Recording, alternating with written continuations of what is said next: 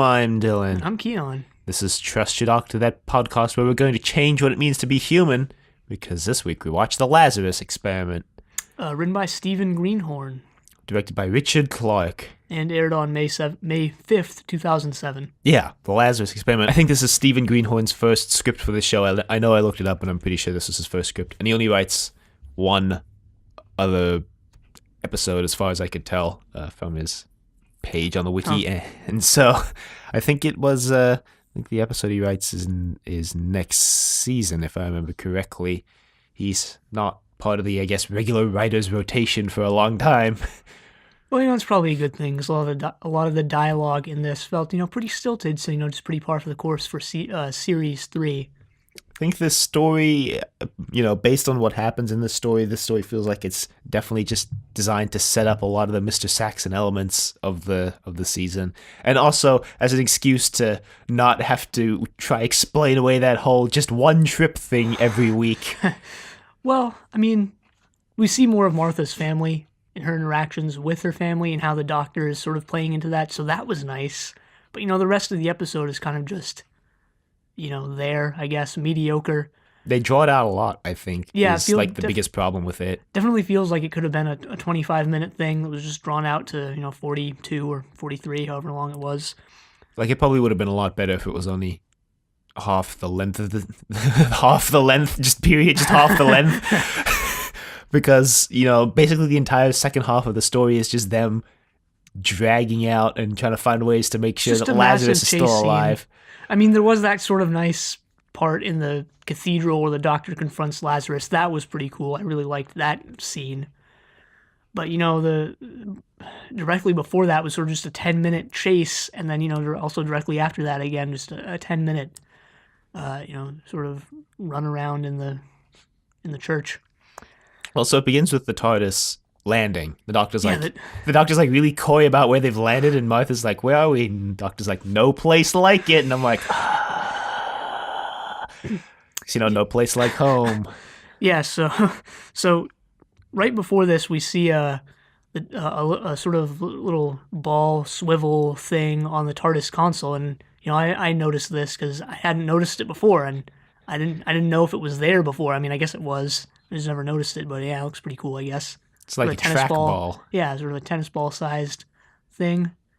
Man, do you remember when track balls were like the biggest thing in computer technology? That was like late 90s, early 2000s. So when I was 4? Yes. Don't you remember this? Come on. Everybody was using a track ball. I've tried to use a track ball before. It's very difficult, and I don't get how people like them. Yeah. You got a ball and you like roll it to move the mouse, but I always feel like it's like really super imprecise. Anyway, they land. Martha goes outside. She's like, wow, I'm home. And the doctor's like, yep, just as I promised. One trip, which is more like 3, but one trip. And then now you're home. It's been 12 hours since we left. Yeah, he makes some sly comment about this, which is repeated later, about how her one trip got extended or something, but now she's back. And her phone starts ringing immediately.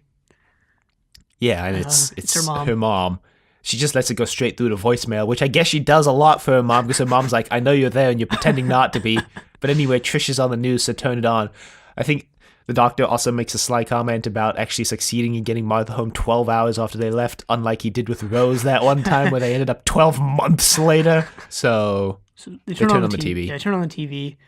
Martha's sister, Tish, is standing by in this sort of conference that Lazarus is giving.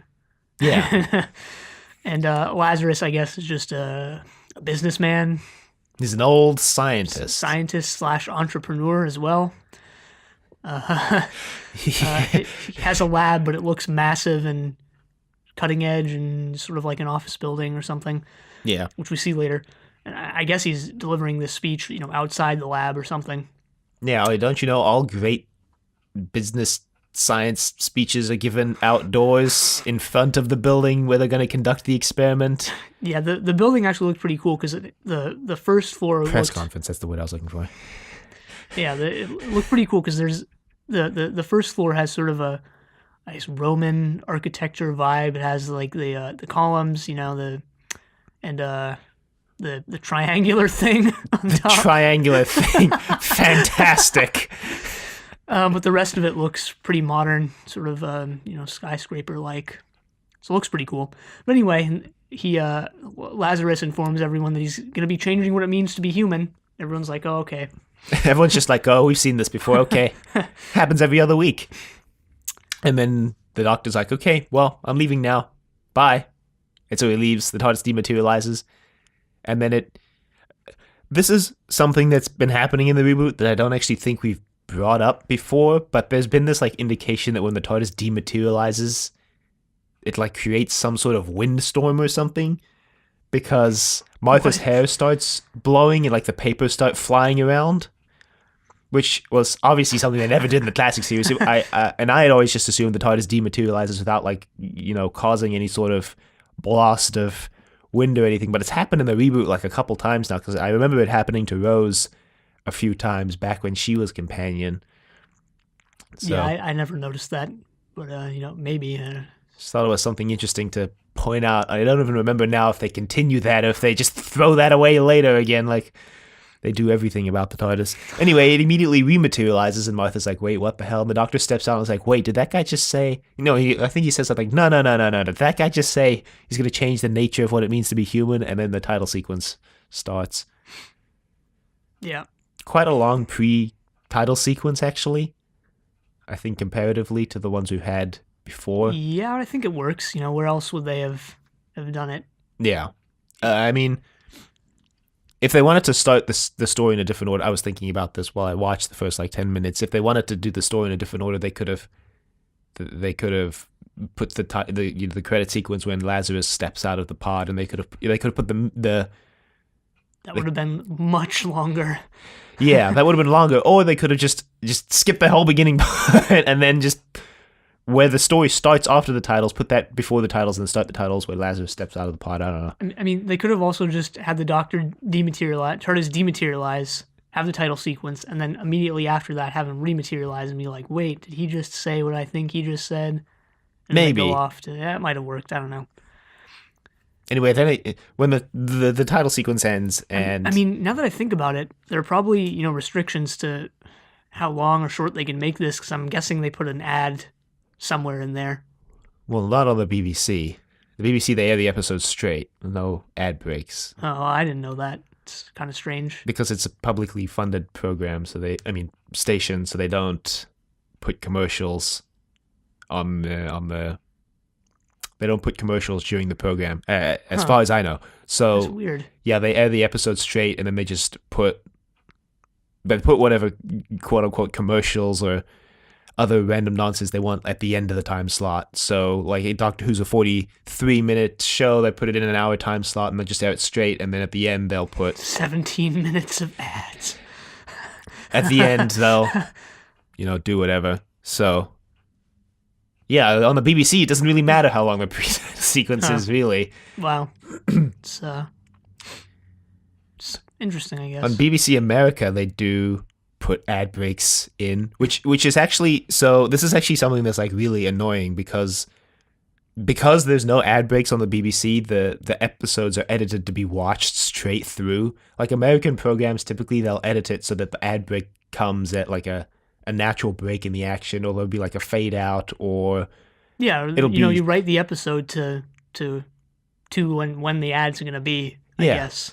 But when they air Doctor Who on BBC America, because the episode wasn't written for the ad breaks, they just like slam them in the middle of random places. It's actually really annoying, because typically it like really breaks the flow of the episode, because it's just in the middle of like, the Doctor will be like, we need to go save these people, hard cut to ad break. Just in the middle of a word. We need to go save these people. And then an ad break, pull. And then hard cut back to the program like after. You're like, why? It's also going to be really interesting to see what happens when they air it on BBC America later this year, because they changed the entire format of the show. They moved from 43-minute episodes to hour-long episodes for the next season of Doctor Who. But that means that in America, they'll have to put that hour-long episode into an hour-and-a-half-long time slot, which means it's going to be like proportionally more ads to content than there was before, which is going to be just fantastic. Just brilliant. Just everything I could have hoped for in a TV show. Anyway, that's enough about that. After the title sequence, the doctor's wearing like a suit, and he's like, black tie events. Bad things always happen when I'm in black tie.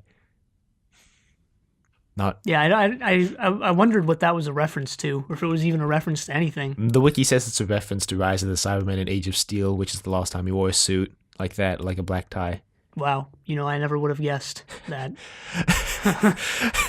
I said that kind of sarcastically, but I really never would have guessed that that's what it was a reference to. And Martha's like, I think it looks pretty good on you, Doctor. And he's like, oh, thanks, I guess. Thanks, not Rose. Thanks, Rose 2.0. So Martha's family's there because her sister Tish is the PR manager for this event. Yeah, I guess the whole family goes to support her when she's the PR manager. It's like, man, good job on that PR. Just great job. Just talking to the guests. So, this place has this really, really great PR event. Just the public relations here are just fantastic. Really, really good. You guys have even got nibbles. The doctor's like, man, I love nibbles. Didn't know they were called nibbles. Not actually sure if they're called nibbles. I feel like it's just something the doctor's making up, but anyway, he's chowing down on some nibbles. And Tish shows up. She's like, "Hey, Martha, what are you, doing here?" Martha's like, "You invited me." And Tish is like, "Oh, good point." Yeah, I don't remember what they actually say here, but it was something equally, awkward. Well, Tish says something like, oh, going out 2 nights in a row. Better watch out or you might have a social life soon. And she's like, oh, no. Like, what, am I supposed to not have a social? What are you implying here, Tish? So Tish meets the doctor and, She asks how he got in because he's not on the list. And Martha just kind of goes, he's my +1. Yeah. I'm pretty sure that the implication is supposed to be he used the psychic paper off screen. But anyway. I mean, probably. So, yeah, Martha's entire family obviously thinks the doctor is, a doctor because Martha's, trying to become a doctor. Yeah, there's this really awkward scene, but like awkward in the good way because it was supposed to be awkward, where the doctor meets Martha's mom and she's like, oh, how long have you known each other? And the doctor's like, oh, a while. And she's like, what do you guys do? And he's like, stuff. Right, so obviously the doctor can't tell them that, he's been on intergalactic many adventures with Martha because it's only been a day since 12 hours. Yeah, because her mom's a full day. Her mom's like, Martha, you disappeared, and I'm like, it was overnight. She went to bed. Like, what? Yeah, so it seems like they're making Martha's mom really overbearing, kind of. It seems like that's the way it feels, anyway. Yeah, so I mean, similar to Jackie, but also dissimilar in that she's, just not... She doesn't end up being okay with Martha going off. At the end of the episode, there's no reconciliation there. She still doesn't want Martha to go travel with the doctor. Because, later in the episode, she's confronted by Mr. Saxon. They do a terrible job of keeping that a mystery. As soon as he shows up, you're like, oh, it's Mr. Saxon. No, that's not Mr. Saxon. That guy is not Mr. Saxon. Oh. Wow, spoiler. Spoilers. It goes deeper than that. That guy works for Mr. Saxon. Oh, wow. All right. That's why Tish says this information comes from Mr. Saxon himself. Wow. Anyway, they're all, suspicious of the doctor, except for Martha's brother. He's not he's just not suspicious. Well, I mean, you need at least one voice of reason, otherwise it's just it's just annoying to watch. I think in this case, Martha's mom is sort of the voice of reason, from their perspective at least.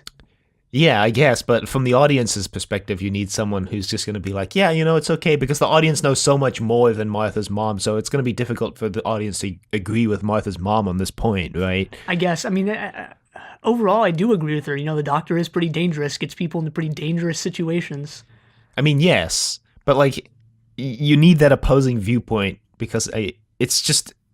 What I'm saying is it's boring to just listen to one viewpoint for the entire episode, right? I don't agree with that. I don't agree with that. I mean, okay, you don't have to agree. But I think it gets boring. I think it got boring listening to Jackie for 2 seasons saying don't do it when no one else was like, yeah, it's just okay. No, I mean, I've been conditioned. I read a lot of essays, so that's just, page after page of one viewpoint. Yeah. So, whatever. I mean, but like a good persuasive essay will like counter opposing viewpoints in some way, right? Or at least bring them up. I mean, maybe. I don't know. I don't know what makes a good essay. You of both of us should be the one who knows what makes a good essay. Well, I don't. Brilliant. Anyway, Lazarus calls everyone's attention to the mechanism or the machine thing in the middle of the room. Yeah, apparently this is a redressed. This is the prop. This is the descent module from Satan Pit that they just redressed. What? Well, it looks nothing like it, so I guess they did a pretty good job. I never would have guessed that. Yeah, neither would I. I didn't guess that. But anyway, Lazarus is played by Mark Gatiss, which I thought was pretty weird because I've always known Mark Gatiss as, just a writer. But apparently he's an actor as well. Yeah, it's actually the opposite for me because I saw him as an actor first and a writer second because I saw him in Sherlock before I found out that he was a writer, even though he wrote episodes of Sherlock. Yeah, thankfully I haven't watched enough Sherlock to have seen him in it. I'm sure he's been in like at least 50% of the episodes. Well, I've only seen like 2 or 3, so... So you have like a pretty good probability. Well, I mean, there's only like 12, I think, or yes. 16 or something. But, I 12. Yeah. I mean, I wasn't really watching too in-depth. I was sort of watching while doing other things. I basically hate the show, so, I'm probably not going to go back to it. But, well, yeah. He also... I'm sure he's been in many other things. Yeah, I haven't seen. He's part of like a comedy troupe that's similar, but not that similar to Monty Python. Similar in that they're a British comedy group. Yeah. And dissimilar in every other way. Well, I'm not really sure how similar the formats of their comedy are because I haven't watched any of Mark Gatiss's troupe. I think they're called like the League of Extraordinary Gentlemen or something like that. And he also was in like he played the Doctor in like a comedy skit at some point in the 90s where he lands the TARDIS on a planet and this guy comes up and knocks on the door. He's like, hey, can you help us? We're being oppressed. And the Doctor's like, I'm taking a day off. Just leave. I'm like, wait, what? So anyway, yeah, Mark Gatiss. He acts in the show later on again as well. He reappears. Yeah, he's an all right actor, I guess. At least he's not acting his own script for this, right? He's actually like a really good actor in Sherlock, so I was surprised to see that he kind of only gave like a pretty good performance in this. Well, it's probably the directing as well. A lot of the times when an actor is bad, a lot of the blame can be placed on the director, especially if you've seen them in other things and they're pretty good. Mm-hmm. You can easily just tell when it's the director's sort of fault. Yeah, that's fair. Anyway, so you actually, at least to my eye, can't tell that it's Mark Gatiss when he's got the old man makeup on. But the instant he comes out of the machine, you're like, that's Mark Gatiss. Yeah, so what he does is he goes into the machine. He's like, all right, everyone, just watch. He doesn't explain what the machine's going to do. So if you watched the preview last week, you already know. Yeah, he actually says that to the crowd. But he goes in. The machine starts spinning and whirring and, doing its thing. And he comes out and he's a good deal younger. Well, the machine starts to break down and there's like overload warning. The Doctor's like, it's going to overload and kill us all. Yeah, he jumps over the table and starts pushing buttons and then he uses the sonic screwdriver to do something. A woman really poorly says, what are you doing? Get away from there. Oh, yeah. There was actually there was a scene right before this, which is the first appearance of Mr. Saxon in this. And I think, it was the woman who ends up getting killed later with Thaw. a really weird name, Lady Thaw. Maybe it was Shaw and... No, it's Thaw. I was going to say maybe it was Thaw and whoever said her name just had a lisp. No, but it's Thaw. You check the credits. There's a scene where she's talking with Lazarus and she's like, Mr. Saxon's going to be really pleased with our progress. And he's like, oh, damn, Mr. Saxon, we're just doing this for the money. And so he comes out of the machine and Lady Thaw's like, wow, it worked. And he's like, wow, I'm reborn, everybody. Everybody's like, wow, amazing. The doctor's like, that seems suspicious. Yeah, Lazarus continues on with his speech about how this is going to, change the world, basically. And the doctor and Martha confront him, and he informs them that he's going to be charging people for this. And they're like, wow. The doctor's also like used a hypersonic sound wave to set up a resonance. And the guy's like, you know about this? And he's like, yeah, I've also know enough to know that you can't possibly have accounted for all the variables. That's just like, no, we're fine. Yeah, this was a dumb sort of technobabble line. This stuck out to me more than most other, I guess, technobabble in the show, like a hypersonic sound wave that creates a resonance. I don't know. Sounded makes perfect sense to me. Well, I don't know. Yeah. Hypersonic to me sounded kind of redundant, as like sonic means sounds, like hypersonic sound waves, right? Wouldn't it just be hypersonic waves? Then again, I don't know. I mean, you can have sound waves that go hypersonic if you just break the laws of physics. Wouldn't you rather just call them hypersonic waves or hyper sound waves? No, because you can have other kinds of waves that go hypersonic, and then they'd also technically be hypersonic waves, but they wouldn't be hypersonic sound waves. Wow, that's BS, but sure. Like you could have a water wave go hypersonic, and that would be a hypersonic wave, but it wouldn't be a hypersonic sound wave. All right, fine. Whatever. Now Lazarus is like, yeah, I'm going to be charging people for this, so... Lazarus meets with Lady Thaw, and Lady Thaw's like, I want to be next. Lazarus is like, haha, sure, you old hag. She's like, what? And he's like, I learned how to be cruel from you. She's like, what? And then he just kills her. Okay, there's a little more to it than that. They're looking out over London, I guess, and Lazarus gives sort of his backstory, even though he's apparently known Thaw, and I guess they're like, I don't know what their relationship is, honestly. It's complicated. Don't worry, Lazarus, I can relate. But he gives sort of his backstory about how, he was a kid during World War II, and he used to hide in a church cellar because of the bombs. So, yeah, that's basically it. And then he kills her. And then he kills her. She's like, wait a minute, we promised we would, make as much money as possible from this, and that I would be the next one in line to be rejuvenated. And he's like, you really thought that was true, didn't you? And then he kills her. And then you hear well, he like has sort of a seizure on the floor, and Lady Thaw, whoever the actress was basically the worst actress in this story. Just kind of goes, oh no, what's happening? Are you having a seizure? I don't know what to do. Lazarus. And then you see hear, like a monster mouth. Yeah, you hear, during all of this, you hear like, this was probably one of the best sound effects, I guess, in all of this, probably in the entire season as well. But it's sort of like a bone cracking sound effect, but it also sounds kind of wet. It sounds really cool. I liked it. Wet bone cracking. Yum. He transforms into a monster, but then he transforms back to Lazarus, and he comes downstairs, and the doctor's like, that's kind of weird. Yeah, you don't see the monster fully yet. If you watch the preview, you already know what it looks like. The doctor and Martha go gallivanting off to go look for something. Martha's mom's like, where has Martha gone? I think the doctor knocks... Oh, no, that's later. The doctor knocks Martha's mom later on. Yeah, we skipped the part also where old Lazarus, this is before any of this, old Lazarus was like hitting on Tish. She's like, no, you're too old for me. You're like 74 and I'm like 23, 20-something.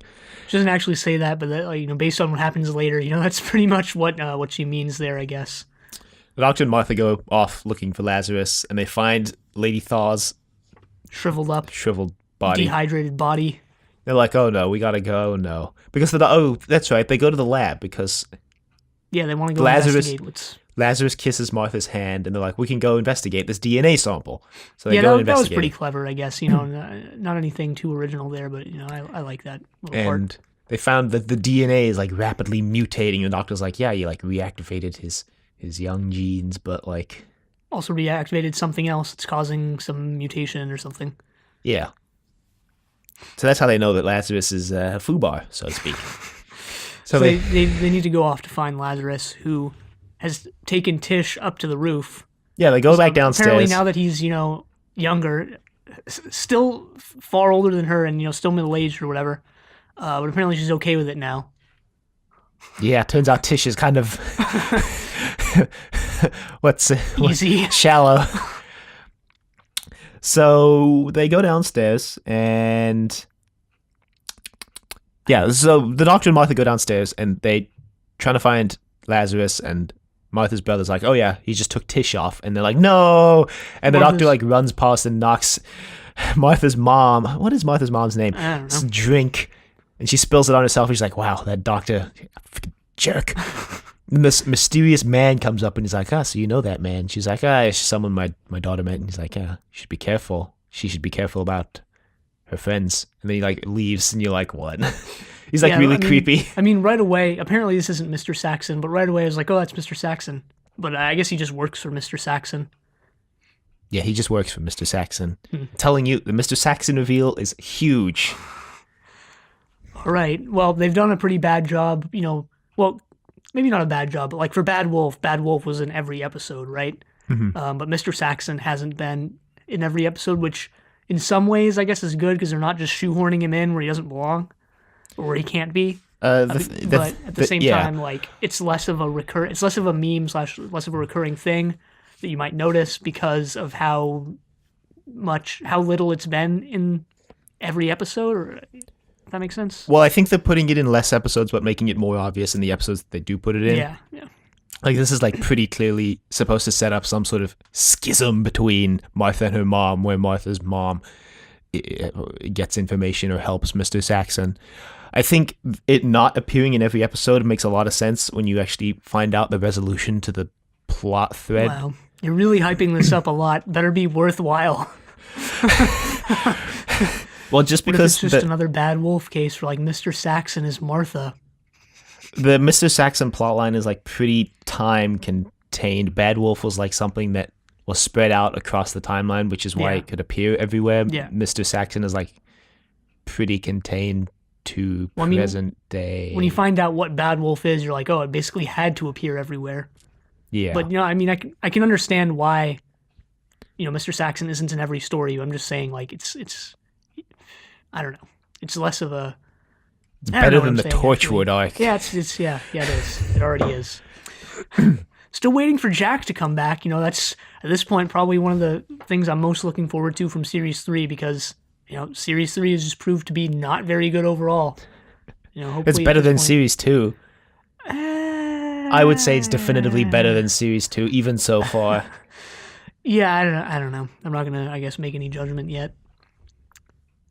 Anyway, so they go and find Tish and Lazarus on the roof, and I keep wanting to say Lazarus like Laszlo from last week. Oh, God. They find him on the roof with Tish, and Tish is like, oh, you always have to ruin everything for me, Martha. And Martha's like, he's literally a monster. No, he's still human. He's just the route evolution could have taken. Right? She's like, I mean, I know he's old, but it works for Catherine Zeta-Jones. And I'm like, are they still together? And Martha's like, just look behind you. Just look behind you. It's a giant scorpion. She's like, oh, I guess you were right. So, right, Lazarus has turned into a big sort of skeletal scorpion, the human face. And he's huge as well. So the rest of the episode is just one long chase sequence. And, well, the doctor sort of explains what this is. He's like, well, his DNA was supposed to, rejuvenate and activate something that makes him younger, but it also activated things locked away in human DNA. I think he says it's like the route evolution could have taken, so like what humans could have ended up looking like, but didn't. Mm-hmm. Something like that. But that's all you really get of that. Yeah. The rest of it is, just sort of a chase sequence. Well, so he gives Martha the sonic screwdriver, tells her to go let the people out because Lazarus accidentally activates security lockdown when he's chasing the doctor, which apparently locks the front doors. And Martha opens the doors for them and they go out. Meanwhile, the doctor's like running away from Lazarus through this pipe area. Yeah. This scene has basically no consequence to anything else. I mean, the next ones do because the doctor tries to kill Lazarus, but this one is just the doctor's just hiding from Lazarus in the pipes. Well, I mean, I guess it establishes how scary Lazarus is, or like, it would probably be pretty pretty terrifying to be hunted by something like this, but it does drag on far longer than it can stay interesting. Yeah, the doctor runs into a lab and he turns on the gas, and then basically he takes the light bulb out of a socket and connects the wires.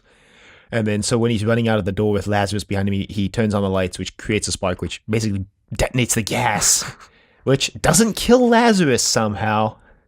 I mean, I didn't think he was dead at this point. I knew he wasn't dead until he fell from the top floor of the cathedral, because there was still 20 minutes in the episode. Anyway, Lazarus gets down to the first floor where everyone else is, and this almost kills this woman. Actually, I think he does kill her because instead of running like everyone else, you just stand still. The doctor's like, no, leave her alone, and he just kills her, and everyone else is like, oh shh, this is when we gotta run. Yeah, this was actually so dumb because, well, it was funny because the doctor. This is before Lazarus even shows up. The doctor runs in. He's like, everyone run. It's not safe. And then someone in the crowd is like, what are you talking about? It's perfectly safe here. It's like, what's the line? The most dangerous thing here is choking on an olive. And then Lazarus like busts in. They're like, oh. Anyway, there's a tense moment where Martha can't get the door open. But eventually she does. They all get out. And Lazarus gets out as well. Kills a couple paramedics. Well, no, you're forgetting about the scene where the doctor and Martha go into the pod. The doctor's like, we'll hide in this pod. Oh, right. Yeah. Martha's like, we're hiding? The doctor's like, no, Lazarus knows we're in here. And she's like, okay, so what's the plan? He's like, the plan was get in the pod. She's like, so you don't really have a plan. He's like, well, I was going to think of a new one when we got in the pod. Yeah, because Lazarus doesn't want to attack the pod because, it's his life's work. So the doctor basically opens the floor panel and starts fiddling with wires. A lot of sonic screwdriver use from here until the end of the episode. Lazarus finally pushes the button, and the doctor's like, man, I was hoping it would take him longer to figure that out. And the pod starts. They're like, oh, shoot, we're going to get turned into who knows what. But then the doctor... And then they do, and they realize that the only way to combat Lazarus is to use his own powers against him. There's a giant scorpion fight. No. You wish. What is this? The Mummy Return of the Scorpion King? No, what actually happens is the doctor fiddles with the controls and reverses the polarity so the energy is reflected instead of absorbed, and it blasts Lazarus. He has this line about how he's rusty on reversing the polarity. It was like, great. Yeah, because he hasn't done it since, like, when was the last time he reversed the polarity? 1975. Literally 5 lifetimes ago. So... That's how they make it out of that. Yeah, Lazarus turns back into young Lazarus, and they go outside, and Martha's mom slaps the doctor, and he's like, wow, lost mom who did that. Well, she came out okay, I guess, so. He actually just says, like, moms. Why is it always moms? Or something. Which is fair, I guess. Yeah, and I think Martha's mom, yeah, again, whatever her name is. We should really just, let's what if it's just Martha's mom? Francine Jones. Francine. She again, I think, talks to this guy who's apparently working for Mr. Saxon. He whispers something in her ear that you don't hear. Yeah, because they hear the car crash, and the doctor's like, huh, weird. So Martha and him go running off, and then Tish goes running off too. Martha's like, Francine's like, oh, what the heck? And then the guy comes over and he's like, there are things you should know about the doctor. She's like, what things? What things? Like I said, they're making her out to be a lot more overbearing because she's like a lot more hostile towards like everyone who's a threat to Martha. She's kind of helicopter parenty. Yeah, well, I think you can see that, right? Because, Martha's becoming a doctor, or at least trying to, which, I mean, based on Francine's character, might have been like Francine's decision or something like that. Mm-hmm. Which, I mean, that's not confirmed either way, but makes sense to me. But anyway, especially since Martha, in retrospect, seems pretty uncaring about, medicine. Anyway, we also didn't mention that Martha's brother gets Leo gets a concussion, but then the guy playing him does like a terrible job acting this because like first he has the concussion and you're like, all right, sure. The next scene he seems perfectly fine, and then the scene after that he somehow is concussed again. And just whatever. He was a pretty minor character, but like, yeah, still pretty terrible. Yeah, so... Yeah, they go running off. This is when they see the 2 guys in the ambulance who are killed by Lazarus. And they go off to the cathedral that Lazarus used to hide in when he was a kid in World War II. Yeah. Yeah. The doctor's like, I can just defeat him if we can get him up to the bell tower. And Martha's like, I see. So they have this conversation. This was the best part of the story, probably. Lazarus and the doctor have this conversation about living too long. The doctor's like, if you live too long, you just see everybody you know and love turn to ash. And Lazarus is like, yeah, I don't care about anyone, so that's okay for me. I think there's a lot more here that we're not touching on, and that I'm not going to touch on because I don't remember exactly what it is. So. Well, a lot of it was like the doctor saying, you don't have the right to rewrite human history, and Lazarus is like, I mean, anybody has the right to rewrite human history. Or, yeah, the doctor also says, like, dying is part of being human. Lazarus is like, nah. Clinging on to life with everything you have and trying to prolong it as much as you can is what makes us human. So, kind of nice, I guess. It's also when, the doctor's like, dumb. I was there at the Blitz, and the guy's like, you're too young. He's like, so are you, Lazarus. And Lazarus gets a good chuckle out of that, I suppose. But then, he starts transforming again. And then Martha says something run. like, don't take him, take me. He's old and bitter. Take some of this young, vibrant energy. Lazarus is like, oh, okay. I was like, yeah, I guess the doctor is old and bitter. This is actually, I was thinking about this because there's like a key element to the 12th Doctor's final couple stories. The 12th Doctor. But it's something that gets built upon for a long time. And I think this is kind of one of the first instances, which is that the Doctor starts to get tired of seeing everybody he knows and loves die. Well, I mean, that's been around since the first Doctor. Yeah. But they're like they definitely build it up a lot more in the reboot, and then also especially at the end of the 12th Doctor's run. And that's, I mean, right now it makes sense because the Time War, the Doctor saw everyone he knows and loves just gets vaporized. So, by his own hand. Anyway, Martha and Tish run up the stairs all the way up to the bell tower, and the Doctor goes up to the organ. Sort of 7 to 10 minute chase sequence here, where they're just running around the cathedral or whatever. Yeah, the Doctor goes to the organ. Yeah. Pulls out all the stops. Uses the sonic screwdriver to amplify the organ. It took me a long time to find out that the phrase pulling out all the stops comes from organs. That's actually where the phrase comes from. Oh, well, I never knew that. Oh, well, now you know, yeah. To pull out all the stops on the organ makes it really loud, so that's where the phrase comes from, to pull out all the stops. Huh. I'll probably forget that, but, sure. And so the Doctor makes it really loud and then uses the sonic screwdriver to set up a resonance in the bell, the actual bell, which I guess reverses the effects of the Lazarus experiment, and then Lazarus falls from the bell tower. He sort of gets weaker and then eventually just falls and dies, I guess. Yeah, he reverts to his old man state, and the Doctor closes his eyes. They save on budget by not having the transformation on screen. First you see young Lazarus, then you cut to the shot of the Doctor's face, and you cut back, and he's old Lazarus. Well, I think they blew a lot of the CG budget already. So we never saw the transformation in the first place. He was in the pod, but still. But I would argue that the pod effect was more expensive than a transformation effect would have been. Oh yeah, probably. And then anyway, the Doctor closes his eyes. That's that. Yeah, so the Doctor kills Lazarus. Oh yeah, I guess he does kill Lazarus. I guess we can also count Martha as killing Lazarus as well. But Martha didn't really have any direct hand in this. I would count her. She almost fell off that bell tower in the process. Oh yeah, we didn't mention that she almost falls off, and then Tish saves her. Mm-hmm. Yeah, I mean, maybe. I would still, I'd still say that you might be able to counter. But well, I've completely given up on our death and kill count by this point. If you don't know, we have a running death count of everyone who's died since episode 1. I keep forgetting to update it. We paused to like 2,000. Oh, Jesus. A couple weeks ago, actually. About a month ago. Yeah. Anyway, the Doctor and Martha go back to her place, and the Doc's like, I could give you one more trip. And she's like, no, I'm putting my foot down. This is the next morning, probably. Well, it looks light outside, so yeah. Putting my foot down. I'm not going to be just another passenger like that anymore. And the Doc's like, okay, if that's what you want. And she's like, okay, well, then just leave then. And the Doc's like, I don't understand. I said, okay.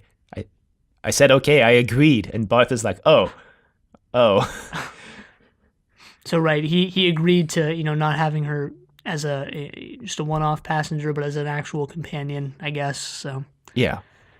She's like, thanks. He's like, you were never just a passenger anyway. And she's like, right, Rose 2.0? There's a line earlier when Martha runs off after the doctor where Tish is like, maybe she loves him. And I'm like, Anyway, as they dematerialize, her phone rings, the house phone, and it's her mom. She's like, there's stuff you should know. This information comes directly from Mr. Saxon himself. So they're setting up Mr. Saxon as this all-knowing guy behind the scenes, pulling a lot of strings. At this point, I think you're meant to wonder, like, if Francine actually knows about a lot of stuff about the Doctor. The question is, how does Mr. Saxon know? I mean, you don't know what Francine knows, so, yeah. But if she knows, I think you're supposed to wonder, like, how does Mr. Saxon know anything about the Doctor, right?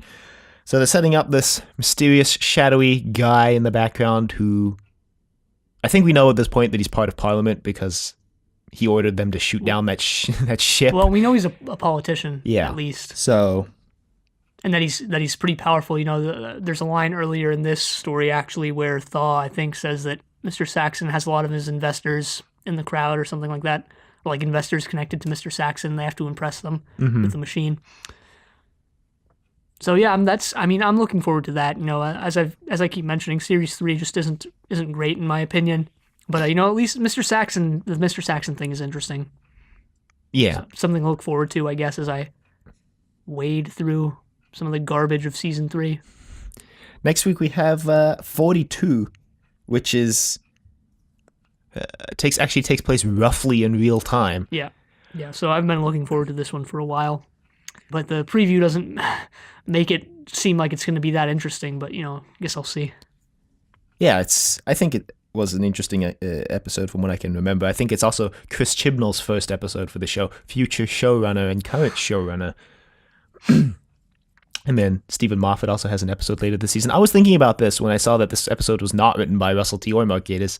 Like, this season has a lot of non-Russell T. writers, like more so than Series 2, I think. Because a lot of the episodes in Series 2 were written by Russell T. But this season, it seems like it was just, Smith and Jones. Gridlock. And Gridlock. And I think that's it. Yeah, because he didn't write Shakespeare Code, and he didn't write Dogs in Manhattan and Evolution of the Dogs. He didn't write this. And he doesn't write Blink. He doesn't write Human Nature, The Family of Blood, and he doesn't write 42, so... But he does write Utopia, Sound of Drums, and Lost the Time Lords. So he writes, 5 episodes this season out of 13, I guess, which compared to the previous 2 seasons, I'm pretty sure is less. It's at least less. I don't really know fewer. if I don't really know if there's anything, what that means, or if there's anything behind the scenes that has to do with that. I just thought it was interesting, I guess. A lot of even this felt like something Russell T could have written. I think his I guess no pun intended, his DNA is still, a part of the show. Well, yeah, he is the showrunner. He does. Yeah. He's the one who hires these writers and gives them pitches or accepts their pitches and cleans up the scripts a bit and the devises entire airing and arc. Creation of the reboot is, on him in part. Mm-hmm. So, it's going to carry his trademarks, whether he's writing or not, I think. Yeah. Until he steps down. Mm-hmm. And even then, maybe still. Yeah. Well, I think in this show, even when the producers stepped down in the classic series, we saw that a couple elements of the previous run carried through, at least for a little bit, before getting dropped. Before the new people could just change everything. Well, yeah, Series 17, J&T's first season was like a lot of those scripts were commissioned by Douglas Adams, and so it was like, while they were commissioned by Douglas Adams, they were written or script edited by, oh God, was it Pidmead? I don't remember. But at the same time, Doctor Who's always a show that's, maybe gradually, but has completely changed over time. Compare the end of the classic series to, seasons 1 or 2. Mm-hmm. It's basically a different show. Yeah. So. Or even compare it to season 1 and 2 of the reboot. It's a completely different show. Anyway. Which I guess is interesting. If you're going to watch a 900 episode show, at least want it to be something that switches up its format a little bit. Yeah, can you imagine watching 900 episodes of Days of Our Lives? Yeah, just wait till we get to Zed Cars. Just wait till we make our Days of Our Lives podcast. Oh, boy. You can email us at thedoctor@decorativevegetable.com. Questions, comments, concerns, angry rants, love letters, your thoughts on Lazarus. Really convenient that this guy who is trying to live forever is named Lazarus. But anyway, you can find us on YouTube at Decorative Vegetable. You can find us on Apple Podcasts and Google Play at Trust Your Doctor. Leave a rating if you like the show. Check us out on Facebook, Trust Your Doctor. Like us on Facebook. Also check us out on Twitter at TYD Podcast, and follow us on Twitter. And next time we're watching 42. But until then, the end.